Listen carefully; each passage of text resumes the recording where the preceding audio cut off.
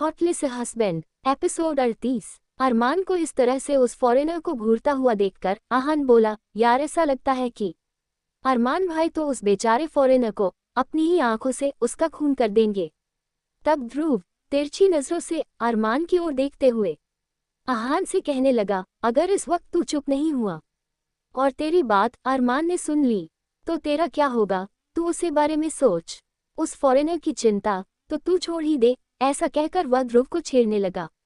तभी दादाजी कहने लगे, अब तुम सब लोगों को इनविटेशन देना पड़ेगा कि फटाफट से मंदिर के अंदर चलो। और अब आस्था मायूसी से एक तरफ खड़ी हो गई थी। अब वह चारों के चारों और साथ में दादाजी जो कि मंदिर में दर्शन के लिए आगे जा रहे थे, अचानक रुकते हैं। आस्था को इस तरह से आगे न बढ़ता हुआ देखकर हैरान हो गए। तब दादाजी आस्था के पास आए, उसके सर पर हाथ रखकर बोले, क्या बात है बेटी, आप तो मंदिर आने के लिए काफी ज्यादा एक्साइटेड थे और मंदिर देखते ही आपकी आंखों में खुशी की चमक हमने खुद महसूस की थी, तो फिर अब मंदिर के अंदर आने के बाद आप इस तरह से उदास क्यों हो? तभी आस्था ने एक नज़र अरमान की ओर देखा और उसके बाद बारी बारी से उसने उन चारों को देखा जो कि आस्था की ओर कंफ्यूजन से देख रहे थे। तब आस्था हिचकिचाते हुए बोली, वह दादाजी वो हमने कुछ मन्नत मांगे थे, हमें मंदिर में कान्हा जी को 102 नारियल चढ़ाने हैं और साथ ही साथ में मंदिर की परिक्रमा भी करनी है। तब दादाजी उससे पूछने लगे, तो फिर बेटी इसमें मायूस होने वाली कौन सी बात है? तुमने जो बोला है तुम वो करो, इसमें उदास होने वाली कौन सी बात है? तब आस्था बड़े ही मासूम से तरीके से बोली, वह दादाजी मंदिर में नारियल चढ़ाने के लिए हमारे पास पैसे नहीं है। अब जैसे ही आस्था ने मासूम से तरीके से ये कहा, अरमान उसे बड़े ही हैरानी से देखता रहा, क्योंकि आस्था की शक्ल देखने के बाद उसे इस बात का यकीन हो चुका था कि ये लड़की कितनी बड़ी एक्टर है, किस तरह से पैसे ना होने का ये दिखावा कर रही है। क्योंकि अरमान ने आस्था की इस बातों को भी एक्टिंग ही समझा था। और जबकि वह चारों हैरानी से एक दूसरे की शक्ल देखने लगे और कहने लगे, 1 बिलियनियर की पत्नी जिसके पति को खुद नहीं पता कि उसके पास कितनी दौलत कितना पैसा है और कहाँ कहाँ है, लोगों को वो पैसे गिनने में साल भर जाएंगे, उनकी पत्नी 102 नारियल के खरीदने लिए पैसा नहीं है ये बोल रही है, तो ये उनके लिए बहुत बड़ी शॉकिंग न्यूज़ थी। तभी दादाजी आस्था की इस तरह की बात सुनकर मुस्कुरा दिए और कहने लगे, अरे आस्था बेटा, इसमें इतना घबराने वाली कौन सी बात है? और वह अरमान की ओर देखकर बोले, अरमान अब खड़ा खड़ा मुंह क्यों देख रहा है, जाओ बेटा जाकर 102 नारियल लेकर आओ। आस्था हैरानी से मुंह खोले दादाजी की ओर देखने लगी। तब दादाजी आस्था से बोले, बेटा शादी के बाद पति के पैसों पर पत्नी का बराबर का अधिकार होता है, तो तुम्हें पैसों के लिए टेंशन लेने की क्या जरूरत है? तुम्हारा पति है ना, वह अपने आप संभाल लेगा, तुम टेंशन मत लो, तुम चलो फटाफट से हम सब दर्शन कर लेते। दादाजी की बातें सुनकर आस्था खुश हो गई। वहीं आस्था ने तिरछी नजरों से अरमान की ओर देखा और अरमान बड़े ही गुस्से से आस्था को घूर रहा था। तब आस्था मन ही मन में सोचने लगी, भगवान जी इन्हें क्या हो गया है, ये तो हमें कितना गुस्से से घूर रहे हैं और घूरेंगे भी क्यों ना, क्योंकि हमने इनका इतना बड़ा खर्चा जो करवा दिया है। अब पता नहीं ये हम पर इस बात का कितना गुस्सा निकालेंगे, और हमें भी क्या जरूरत थी पूरे 102 नारियल की मन्नत मांगने की, हम तो 3 या 11 नारियल भी तो बोल सकते थे ना। अब देखो ये हमें कितने गुस्से से घूर रहे हैं, अब हम क्या करें? लेकिन फिलहाल आस्था ज्यादा देर तक अरमान की आंखों में नहीं देख पाई और फटाफट से वह मंदिर के अंदर चली गई। तभी सब आस्था के मासूम से बात सुनकर जल्दी से वह लोग भी मंदिर के अंदर मुस्कुराते हुए चले गए और वहां जाकर उन सभी ने पूजा और प्रार्थना करना शुरू कर दिया था।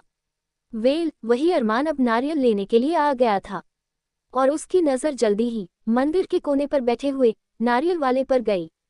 उसने वहां जाकर उसे पूरे 102 नारियल पैक करने के लिए कह दिया था। वह नारियल वाला आज बहुत ज्यादा खुश हो गया था, क्योंकि आज सुबह से वो केवल दुखी था, लेकिन अब एकदम से 102 नारियल बिकने पर उसकी खुशी का कोई ठिकाना नहीं था। और वह अरमान से कहने लगता है, अरे बाबूजी, आपने तो हमारी सारी परेशानी खत्म कर दी, वरना हम तो सोच रहे थे कि शायद आज हमारी कोई कमाई ही नहीं होगी और हमें ऐसे ही खाली हाथ घर जाना होगा। पर देखो भगवान जी को, वह अपने भक्तों को कभी मायूस नहीं करते हैं। आपकी पत्नी बहुत किस्मत वाली है कि उससे आप जैसे पति मिला है जो उसकी मांगी हुई मन्नत के लिए पूरे 102 नारियल लेने के लिए आ गए हैं। अरमान उस नारियल बेचने वाले की बात सुनकर अंदर ही अंदर गुस्से से भर उठा और कहने लगा, अपनी ये फालतू के बकवास बंद करो, फटाफट से नारियल पैक करो और बताओ कितने पैसे हुए। तभी वह नारियल वाला भी जल्दी से हड़बड़ा गया और सोचने लगा कि हमें ज्यादा बकर बकर नहीं करनी चाहिए, कहीं ये हमसे नारियल ही ना खरीदे। जल्दी से उसने नारियल पूरे 102 पैक करके अरमान को दे दिए और फिर वो कहने लगा, साहब जी आपके 5100 रुपये हुए हैं।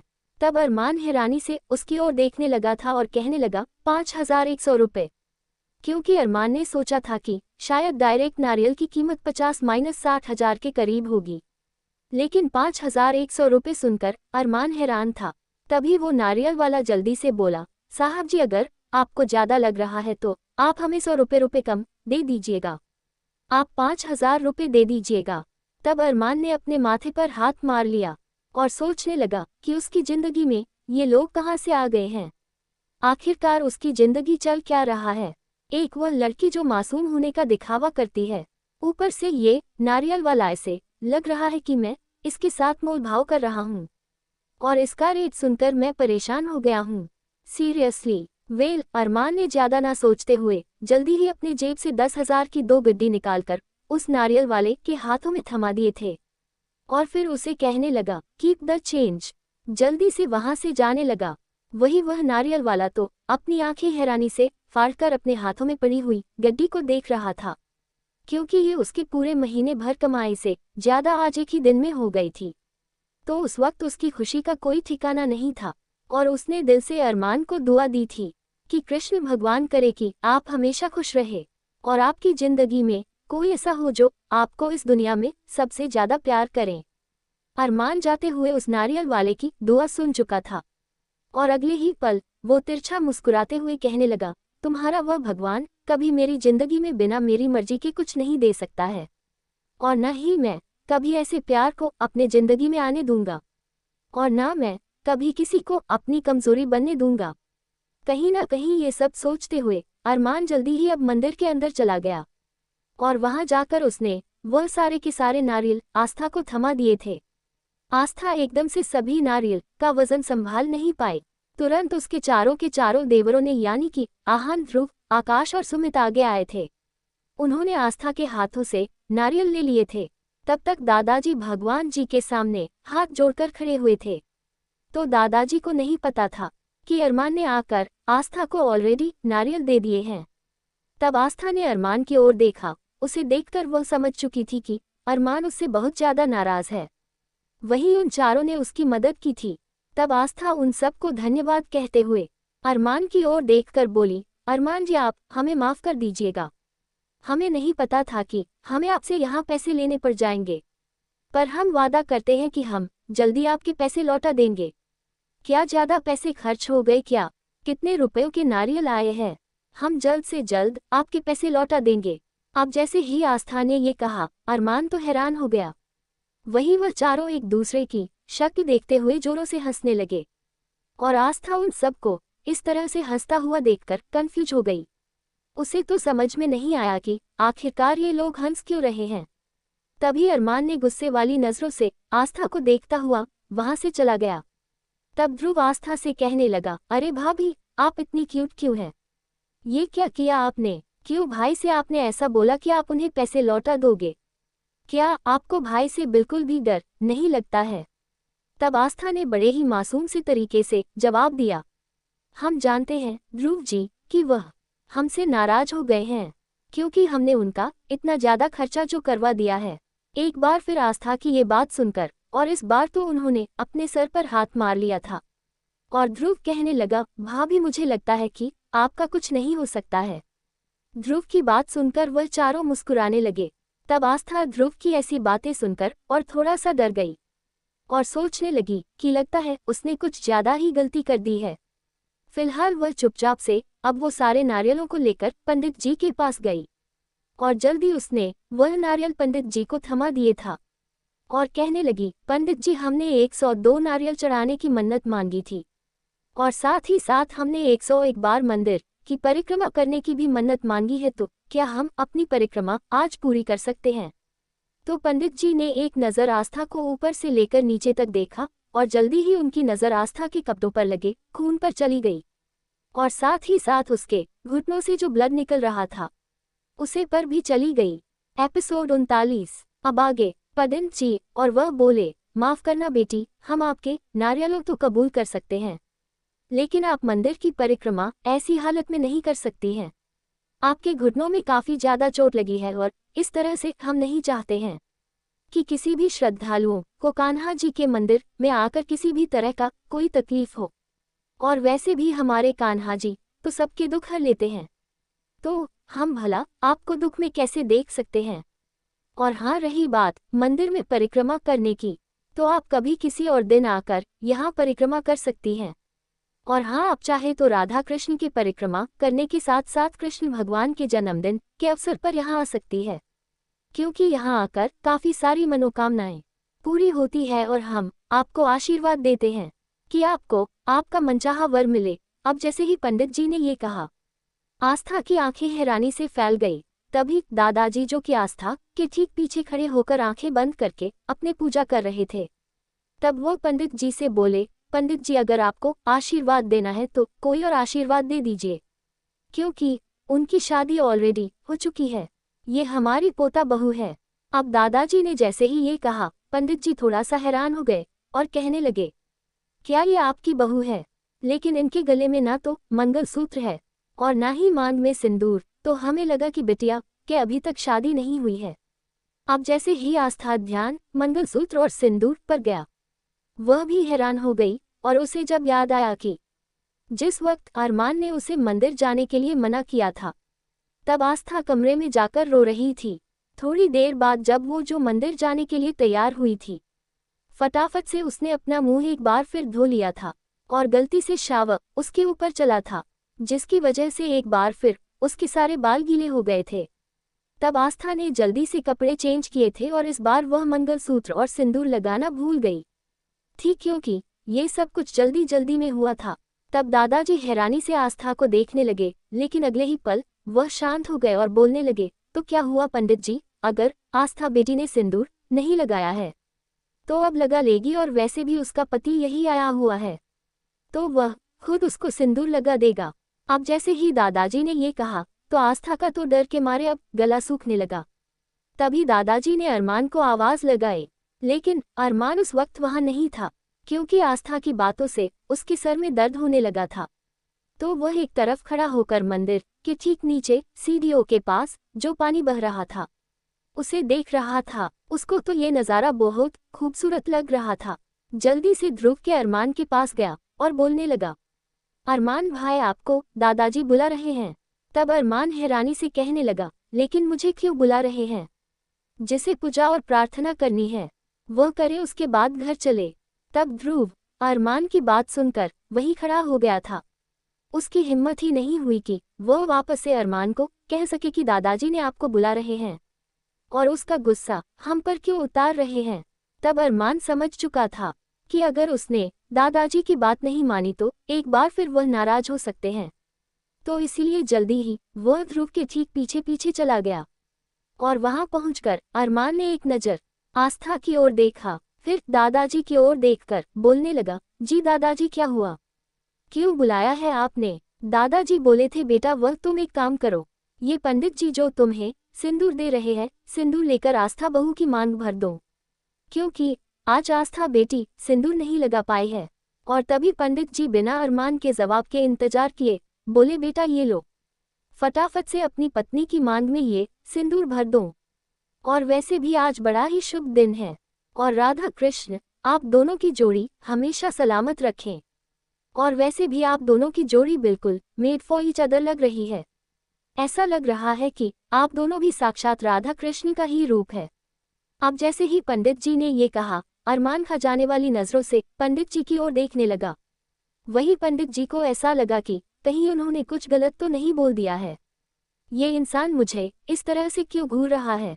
दादाजी अब तक समझ चुके थे कि अब पंडित जी भी अरमान की नज़रों से थोड़ा सा अनकॉन्शियस हो रहे थे, तो दादाजी जल्दी से बोले, अरे बेटा खड़ा खड़ा मुंह क्या देख रहा है, चलो देर हो रही है, फटाफट से आस्था बेटी की मांग में सिंदूर भर दो।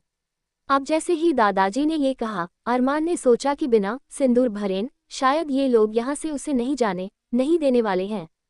इसीलिए उसने पंडित जी के हाथ से सिंदूर लिया और एक नज़र आस्था की ओर देखता हुआ झट से उसने उसकी मांग में सिंदूर भर दिया और बिना कुछ कहे वहां से वापस उल्टे पांव बाहर लौट आया। अब जैसे ही आस्था के मांग में अरमान ने सिंदूर भरा कि आंखें तुरंत बंद हो गई, कुछ सिंदूर उसकी नाक पर भी गिर गया था। लेकिन ये एहसास आस्था को काफी ज्यादा अलग सा लग रहा था। उसे ऐसा लगने लगा मानो कि उसकी जिंदगी पूरी तरह से अब अरमान की हो गई हो। कुछ पल आस्था अपनी मान के सिंदूर को टच करने की कोशिश, ये अलग सा एहसास को वो एंजॉय कर रही थी। तभी आकाश वहां आया और दादाजी की ओर देखकर कहता है, दादाजी अगर पूजा हो गई हो तो हम लोग चले, क्योंकि हम लोग ऑलरेडी काफी लेट हो रहे हैं और हमें ऑफिस भी जाना है। तब दादाजी उसे याद दिलाने लगे, शायद तुम भूल रहे हो, मैंने तुम लोगों को आज सुबह ही बोल दिया था कि आज कोई कहीं नहीं जाएगा और अभी मंदिर निकलने के बाद आप लोगों को मॉल भी जाना है ना, आस्था बेटी को शॉपिंग कराने के लिए। दादाजी की बात सुनने के बाद आकाश चुप हो गया और कहने लगा, लेकिन दादाजी मुझे नहीं लगता कि अरमान इतनी देर तक रुक नहीं पाएगा, आप तो जानते हैं ना उसे। दादाजी आकाश से बोले, तुम लोग चलो मैं आता हूँ, मैं भी देखता हूँ कि वो मेरी बात कैसे नहीं मानेगा। उसे तो मेरी बात माननी ही होगी, अगर उसने मेरी बात नहीं मानी तो मेरे पास उससे बात मेरी बीमारी कब कमाएगी, उसे मनवाने के लिए ये ट्रिक है ना। और दादाजी आकाश की ओर देखकर मुस्कुरा दिए।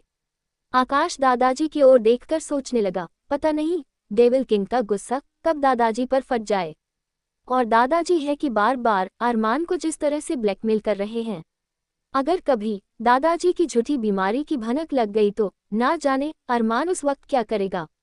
तभी दादाजी आस्था की ओर देखकर बोले, अच्छा बेटा अभी हम धीरे धीरे नीचे उतर रहे हैं, तब तक आप भी प्रार्थना करने के थोड़ी देर बाद वापस आ जाएगा, हम बाहर आपका इंतजार कर रहे हैं। ओके। दादाजी की बात सुनकर आस्था ने अपने गर्दन हाँ में हिला दी। दादाजी के जाने के बाद आस्था ने प्यार भरी नजरों से राधा कृष्ण की मूर्ति को देखा और दोनों हाथों को जोड़कर प्रार्थना करने लगी और बोली, हे भगवान जी हमारे राक्षसपति परमेश्वर से हमारी रक्षा करना।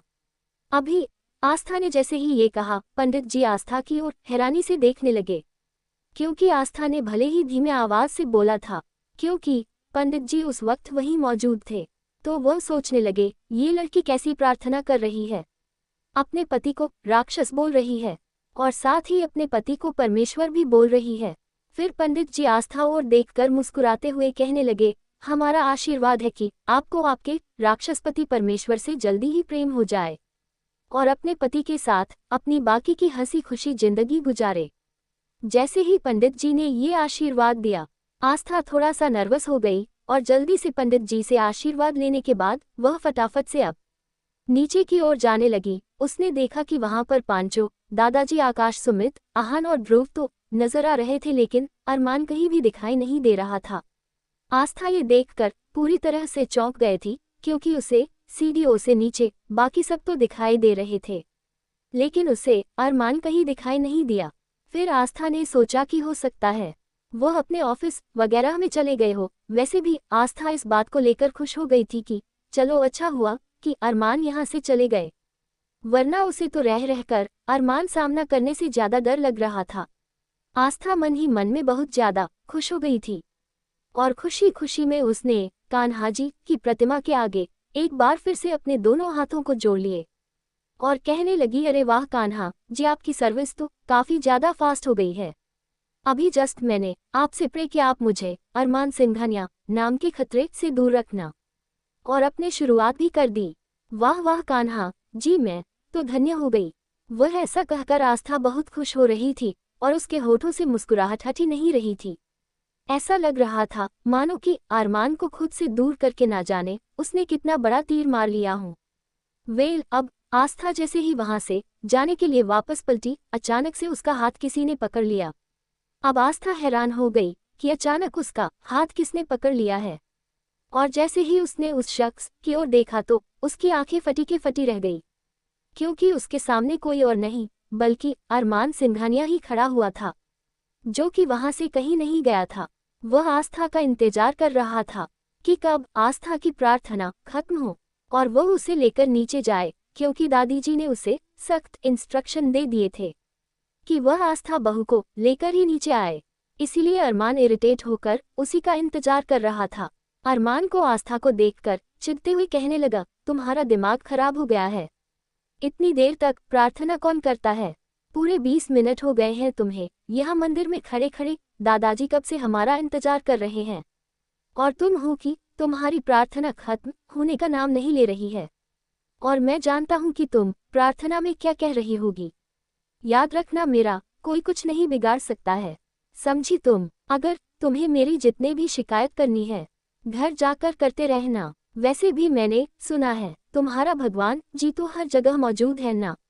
अरमान ने जैसे ही सीधे आस्था से इस तरह से बात की, जो उसने अभी थोड़ी देर पहले अरमान के वहां ना होने पर खुश हो रही थी, अब अपने सामने अरमान को देखने के बाद उसने तो अपने होठों पर चुप्पी ही लगा ली थी और बेबसी से अरमान के ठीक पीछे कान्हा जी की जो प्रतिमा थी उसे देखने लगी थी और मन ही मन शिकायत करने लगी, कान्हा जी क्या मेरी प्रार्थना में कुछ कमी रह गई है तो बता देते ना, अभी तो जस्ट आपको थैंक यू बोला था, इतनी जल्दी आप फिर से इनको मेरे सामने ले आए।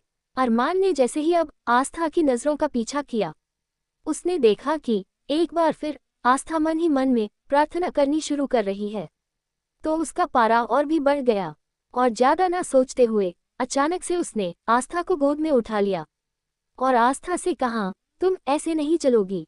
फिर वो उसे जबरदस्ती लेकर नीचे की ओर से सीढ़ियां उतरने लगा। वही आस्था बिल्कुल खामोश हो गई थी।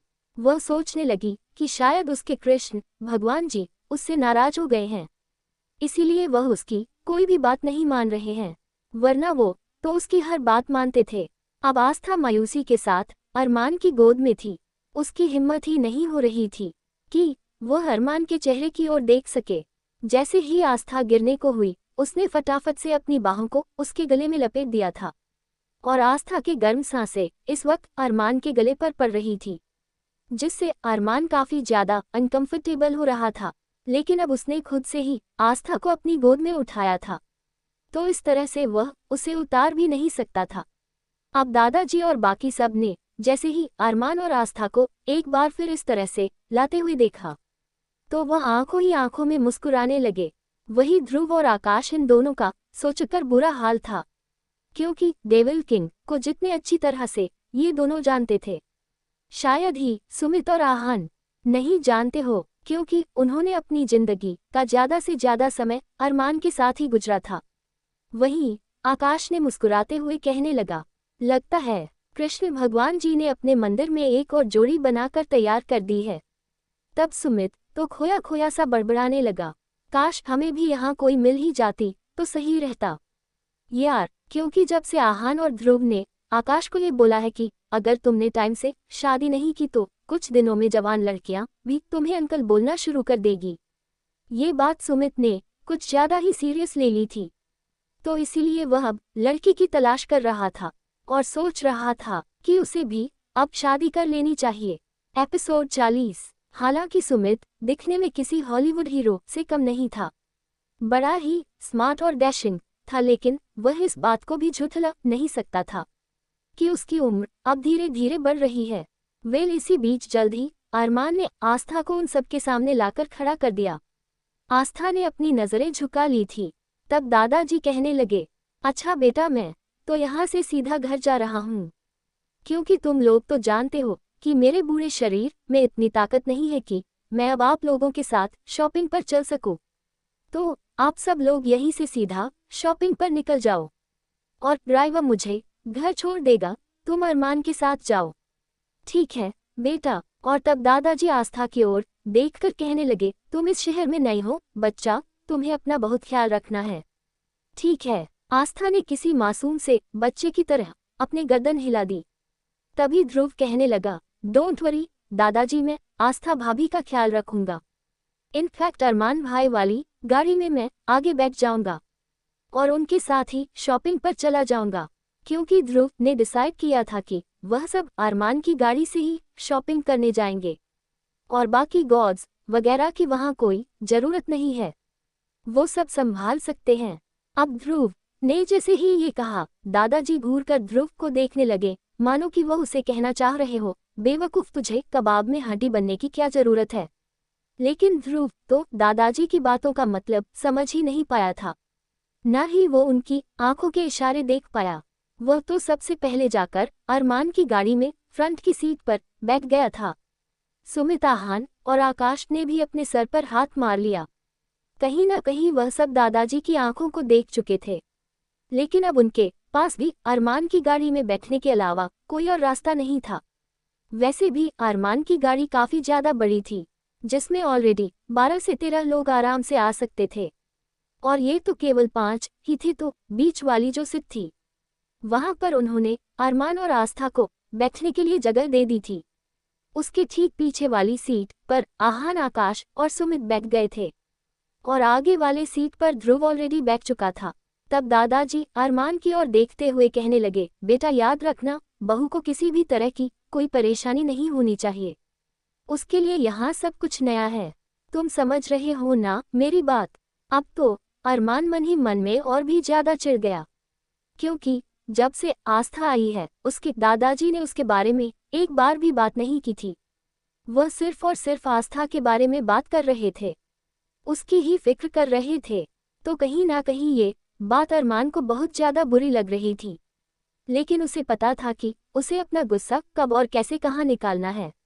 वे जल्द ही अरमान ने कुछ गार्ड्स को दादाजी के साथ सिंघनिया मेंशन की ओर रवाना कर दिया था, और खुद भी वह अपनी गाड़ी में आकर बैठ गया। लेकिन आस्था अभी भी बाहर खड़ी हुई थी, किसी ने उसे बैठने के लिए कहा ही नहीं था, और वो अपने हाथों की उंगलियों को मरोड़ने लगी, क्योंकि इस तरह से भला वह कैसे बैठ सकती थी। उसकी हिम्मत ही नहीं हो रही थी कि वह कहाँ बैठे, उसे कुछ पता भी नहीं था। तभी ध्रुव ने आस्था को कश्मकश में देख लिया था, और फटाफट से उसने कहा, अरे भाभी, आप वहाँ क्यों खड़ी हो, आइए बैठिए। फिर वो अरमान की ओर देखकर कहने लगा, अरमान भाई, भाभी के लिए दरवाजा खोल दीजिए, शायद उन्हें गाड़ी का दरवाजा खोलना नहीं आता है। अब ध्रुव ने जैसे ही ये कहा, अरमान ने खा जाने वाली नजरों से ध्रुव की ओर देखा, मानो कि वो अभी और इसी वक्त से अपनी आंखों से ही जला राख डालेगा। लेकिन ध्रुव समझ चुका था कि अरमान उसके बात सुनकर गुस्सा हो गया है, इसीलिए उसने इस तरह से नाटक किया मानो कि उसने अरमान की गुस्से पर ध्यान ही न दिया हूँ। अरमान अब इरिटेट हो चुका था। फिलहाल उसके पास दरवाज़ा खोलने के अलावा कोई और रास्ता नहीं था, क्योंकि ऑलरेडी उन्होंने अपने सभी गार्ड्स को अपने सबको वहां से वापस भेज दिया था। जल्दी अरमान ने गाड़ी का दरवाज़ा खोल दिया था, और आस्था का गला सूखने लगा था, क्योंकि इस वक्त ड्राइवर समेत 6 मर्द उस गाड़ी में मौजूद थे, और आस्था अकेली थी, तो उसे थोड़ा सा अनकंफर्टेबल लग रहा था।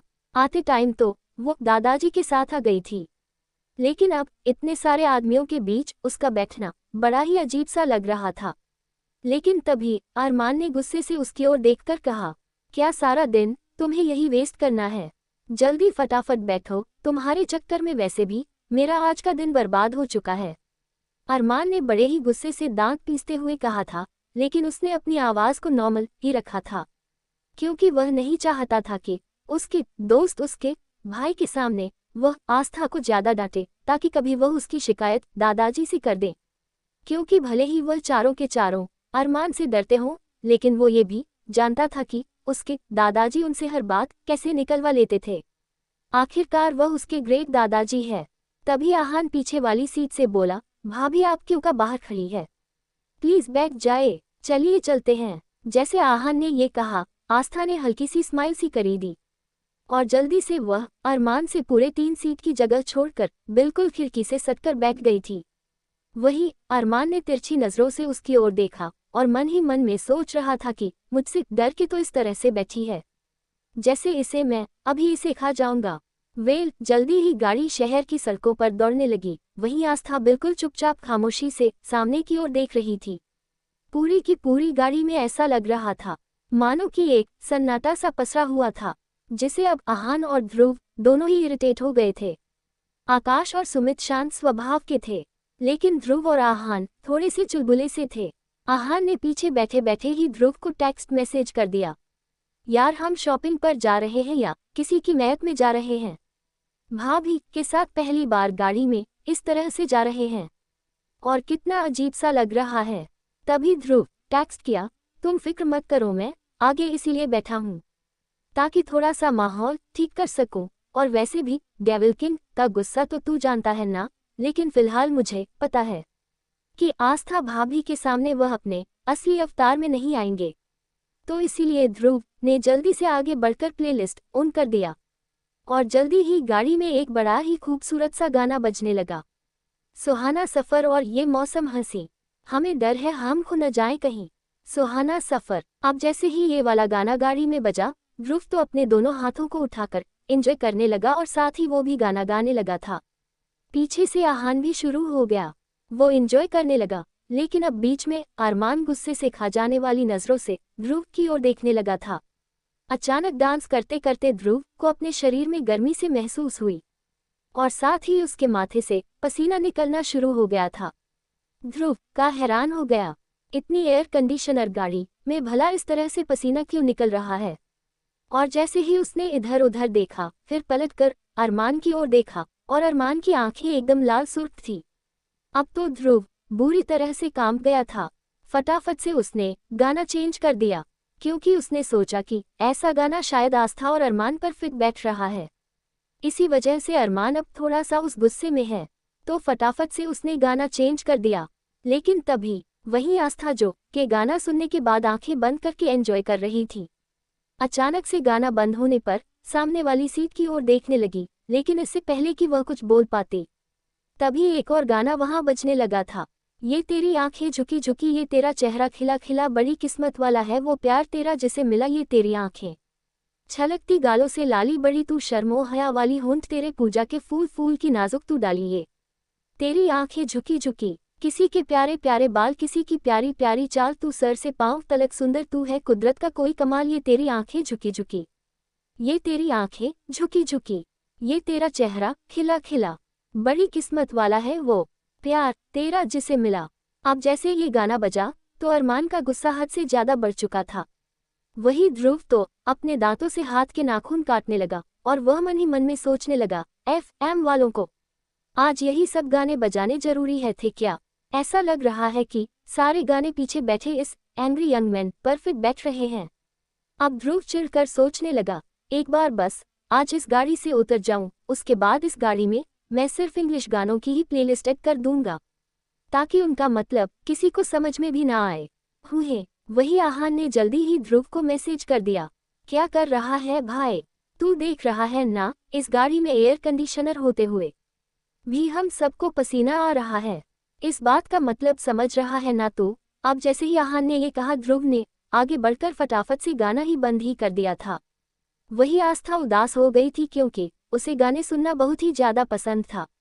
इनफैक्ट अगर गली मोहल्ले में किसी के बारात भी आ जाती थी, आस्था सबसे पहले डांस करने के लिए पहुंच जाया करती थी। लेकिन जब से उसकी शादी हुई थी, उसे तो ऐसा लगने लगा था मानो कि वह सब कुछ मौज मस्ती उसे छूटे जा रहे हो। और आज गाने बजे तो उसका दिल किया कि यहीं पर उठकर नाचना शुरू कर दे। लेकिन फिर उसने अपने ठीक बराबर में बैठे मोंस्टपति परमेश्वर को देखा जो कि उसे ही घूर रहा था। तब जल्दी ही उसने अपना मन मार लिया था और नाचने का इरादा छोड़ दिया था। मैं जल्दी वो सब लोग शहर के सबसे बड़े मॉल के सामने खड़े हुए थे। अब आस्था जैसी कार से नीचे उतरी और उसने उस मॉल की ओर देखा। एक पल को तो वह मॉल को देखकर घबरा गई थी। ऐसी बात नहीं थी कि वह पहले मॉल में नहीं आई थी, लेकिन उससे पहले वह अपने मामी के साथ प्रियंका की शादी की शॉपिंग करने के लिए मॉल वगैरह में आई थी। लेकिन वह मॉल छोटे मोटे जो उनके बजट के अकॉर्डिंग थे, लेकिन ये सबसे बड़ा मॉल था और मॉल को देखकर आस्था की आंखें फटी की फटी रह गई थी और उसे थोड़ी थोड़ी घबराहट भी होने लगी थी क्योंकि इससे पहले वह इस मॉल में नहीं गई थी। ऊपर से उस मॉल में 6 से 7 फ्लोर बने हुए थे जो कि चारों तरफ फैले हुए थे। ये देखकर आस्था और भी ज्यादा डर रही थी, लेकिन फिलहाल वह अपने डर को इन सब के सामने जाहिर नहीं करना चाहती थी क्योंकि वो साथ ही साथ थोड़ा सा अनकंफर्टेबल भी महसूस कर रही थी क्योंकि इतने सारे आदमियों में वह अकेली लड़की थी। क्या आस्था के दिल में कभी अरमान के लिए प्यार जन्म ले पाएगा और क्या अरमान आस्था को दिल से अपना पाएगा?